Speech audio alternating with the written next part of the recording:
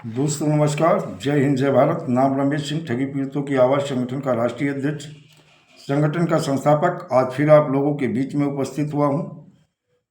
दोस्तों कुछ लेटेस्ट जानकारी है। जहां देखा जाए साइंस सिटी की संपत्ति होगी नीलाम, परिवर्तन निदेशालय ने कसा शिकंजा। लखनऊ साइंस सिटी की संपत्तियों की नीलाम करने की तैयारी परिवर्तन निदेशालय ईडी ने कर ली है। यह कार्रवाई निवेशकों की गाढ़ी कमाई लूटकर दुबई भागने वाले राशिद नसीम के खिलाफ की जा रही है। दोस्तों देखा जाए कि महाठग जिन्होंने रियल इस्टेट से लेकर क्रिप्टो करेंसी तक का जाल बिछाया और बहुत सारे हिंदुस्तान में बहुत सारे लोगों का अपना शिकार बनाया योजनाबद्ध तरीके से, और जब पैसा देने का नंबर आया तो हिंदुस्तान छोड़कर दुबई चला गया। वहीं दूसरी तरफ देखा जाए जो UCC multi credit cooperative society है, इसमें भी अगर देखा जाए तो इसका जो मालिक है समीर अग्रवाल, वो भी दुबई ही, जो सूचना मिल रही है वो दुबई की ही मिल रही है कि वो भी दुबई में छुपा है। लेकिन कब तक बचोगे? The Loni urban multi credit and thrift cooperative society कृषि मंत्रालय भारत सरकार द्वारा पंजीकृत है, जिसका पंजीयन क्रमांक भी MSCS बटे CR 639 बटे 2012 है, जिसकी विभिन्न शाखाएं जनपद में संचालित हैं। बहुत सारे हिंदुस्तान के उत्तर प्रदेश समेत, चाहे उत्तराखंड हो और कई राज्यों में, दिल्ली हो, कई राज्यों में ये संचालित है। इसके खिलाफ शिकायत भी हुई थी। उस शिकायत में जो पुलिस विभाग के अधिकारियों ने इन्हें क्लीन चिट भी दी थी। बड़ी चीज़ें जो आज फर्जी बताई जा रही हैं। तो पहली बात, पुलिस के अधिकारी जहां फर्जी बता रहे हैं वहीं पे कुछ पुलिस के अधिकारी बता रहे नहीं, इलीगल है, फर्जी नहीं है। उन्होंने संदर्भ संख्या में ग्रहण करने का कष्ट करे जो आवेदक रामजी श्रीवास्तव पुत्र रामनवमी श्रीवास्तव निवासी इटला बुजुर्ग थाना दतिया जनपद गोंडा के प्रार्थना पत्र की जांच आवश्यक कार्रवाई कर आख्या उपलब्ध कराए जाने के विषय में है। देखा जाए शिकायतकर्ता का नाम पता सारा सब कुछ दिए है। दतिया जनपद गोंडा का रहने निवासी का नाम व पता भी, सरकारी कर्मचारी अथवा पदों पर है तो उसका पद और तैनाती का विवरण, रियल यूसीसी, आवेदक व विपक्षी के संबंध में सब कुछ नील बताया गया। शिकायतकर्ता द्वारा दी गई शिकायत का विवरण संक्षिप्त में आवेदक द्वारा आपके प्रार्थना पत्र के मुख्यतः कंपनी द्वारा पैसा डबल ट्रिपल करने के नाम पर कई लाख करोड़ रुपए लेने आदि का आरोप अंकित किया गया है। जांच करने वाले अधिकारी का नाम व पद क्षेत्राधिकारी मधीपुरवा बहराइच। घटनास्थल के निरीक्षण का दिनांक नील है। शिकायतकर्ता का बयान नील है, यानी शिकायतकर्ता जो शिकायत किया उसका बयान भी नहीं लिया गया। अब सोच सकते हो, आरोपी व्यक्तियों के बयान वो भी नील है, उन आरोपियों के भी बयान नहीं लिए गए। निष्पक्ष स्वतंत्र व्यक्तियों का बयान वो भी नील है, उसका भी बयान है। अभिलेख साक्ष्य वो भी नील है। मेडिकल रिपोर्ट का विवरण यदि हुआ है तो वो भी नील है।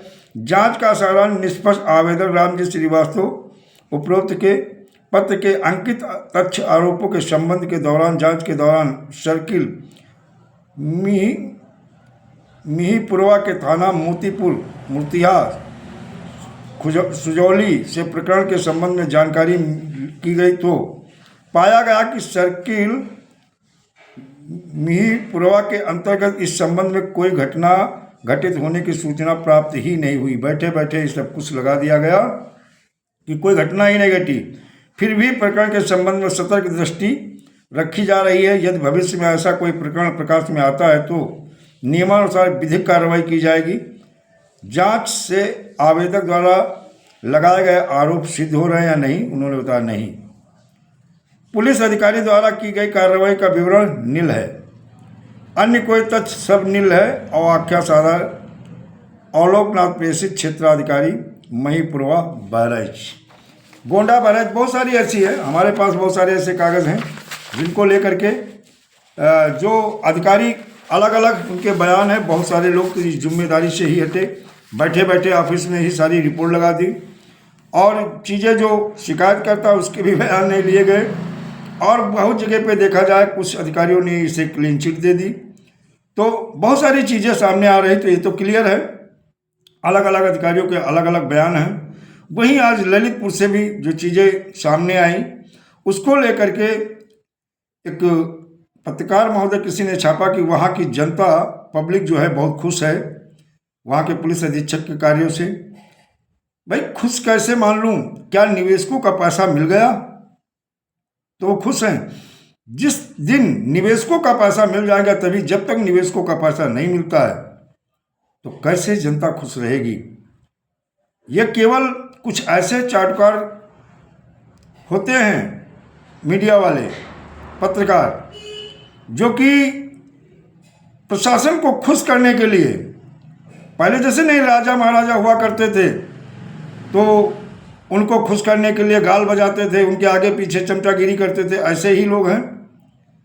बाकी जब तक निवेशक का एक एक पैसा नहीं मिल जाएगा, और मैंने देखा है जब जब किसी अभिकर्ता के ऊपर मान लो जो कि छोटा मोटा अभिकर्ता है उसके ऊपर कार्रवाई कर दी, जब पुलिस वेरिफिकेशन का मामला आता है तो होता क्या है?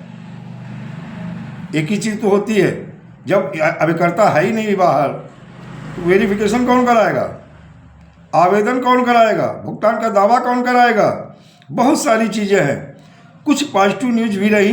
एक इंफ्रालैंड एक कंपनी है, रियल इस्टेट की है, जिसके करीब 6000 करोड़ की प्रॉपर्टी कुर्की की जाएगी और कुर्की करके भुगतान करवाया जाएगा। एक अच्छा संकेत है। तो मैं LUCC के जो भी निवेशक हैं और अभिकर्ता हैं उनसे यही अनुरोध करेंगे कि बड़ी शांति के साथ जनवरी के बाद में तो हम भुगतान के दावे करवाएंगे ही करवाएंगे, चाहे वो मंडलायुक्त जो सक्षम अधिकारी बनाए गए हैं उनके वहाँ कलेक्ट्री में विंडो ओपन करें, चाहे पोर्टल आए। निवेशकों के लिए सरकार को ये जिम्मेदारी लेनी पड़ेगी, इससे पीछे नहीं हट सकती है। तो कुछ अच्छे संकेत कुछ कंपनियों को लेकर के और कुछ क्रेडिट कोऑपरेटिव सोसाइटी को लेकर मिल रहे हैं। LUCC के निवेशक आपस में न लड़के, ये जान लो कि जब जब आप आपस में, यही रहा, अंग्रेजों ने क्या किया, फूट डाला, राज करा। यही आज की डेट में शासन प्रशासन से लेकर सरकार भी कर रही है कि आप इन निवेशक और अभिकर्ता को लड़ा रही है और कि आपस में भिड़ जाओ जिससे भुगतान ना देना पड़े। अगर भुगतान हर निवेशक का मौलिक अधिकार है, उसका पैसा है और सरकार को देना पड़ेगा। सरकार द्वारा रजिस्टर्ड थी, बहुत सारे ऐसे RTI के माध्यम से कागज आए हैं जिनमें कुछ अधिकारियों ने इन्हें क्लीन चिट भी दिया है और उन चीज़ों को लेकर के अगर ज़रूरत पड़ी भुगतान के लिए तो हम, बल्कि आज हमारे एक जानने वाले हैं, हमारे संगठन से संपर्क रखते हैं जो कि आज CRC कार्यालय भी गए और वहाँ से भी कुछ जो संकेत मिल रहे हैं अच्छे और कुछ निगेटिव भी मिल रहे हैं। लेकिन अभी तक कुछ क्रेडिट कोऑपरेटिव सोसाइटी जो इनकी 6-7 थी उनके कुछ के जो संकेत मिले हैं कि कोई शिकायत नहीं गई है और अभी उम्मीदें हैं काफ़ी कि नहीं तो फिर तो हमने एक संकल्प ही लिया है कि हर पीड़ित जमाकर्ता का एक एक पैसा भुगतान कराएंगे और निवेशक अभिकर्ता एकजुट होकर के कोर्ट के माध्यम से शासन प्रशासन और अथॉरिटी पे हम प्रेशर दबाव बनाएंगे और रोड के माध्यम से सरकार के ऊपर दबाव बनाएंगे। पीड़ित जमाकर्ताओं का भुगतान सुनिश्चित कराएंगे। जैसे अन्य कंपनियों की प्रॉपर्टियां अटैच हो रही हैं, कुर्की हो रही है, सेल आउट होकर कुछ लोगों का भुगतान मिला। मैंने रोज वैली कंपनी के विषय में बताया था। वहीं पे देखा जाए CBI कोर्ट में दावा साइंस सिटी का भी होने लगा। 450 लोगों ने आवेदन किया था। बाकी उसी पैटर्न पर धीरे धीरे आवेदन करना शुरू करेंगे। इसी तरह से आप लोगों से बताते हैं, आप पेशेंस धैर्य के साथ एकजुट रह करके एक बड़े आंदोलन की तैयारी करो। हम कोर्ट से लेकर रोड तक आपके भुगतान के लिए हमारा संगठन आपके साथ खड़ा मिलेगा और आपका भुगतान सुनिश्चित कराएगा। आपका उत्पीड़न शोषण जो हो रहा है, आज बहुत सारी जगह से जो न्यूज आई, लोग कहते हैं कि जनता खुश है, बहुत सारे लोग पलायन कर चुके हैं और बहुत सारे लोग डरे हुए हैं। कुछ ऐसे लोग हैं जो अपने घर नहीं जा पा रहे हैं और बहुत सारे ऐसे लोग हैं जो कि घर से बाहर नहीं निकल पा रहे हैं। तो दोस्तों, ये भय, ये डर कहीं ना कहीं पुलिस प्रशासन द्वारा कुछ लोगों के खिलाफ अनावश्यक कार्रवाई की। ठगों के खिलाफ होना चाहिए।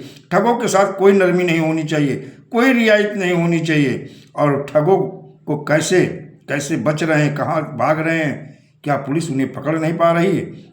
बहुत सारे ठग आज भी स्वतंत्र घूम रहे हैं। छोटे तबके का जो जमाकर्ता कार्यकर्ता है, ये आज परेशान है, अपने पैसे के लिए दर दर भटक रहा है।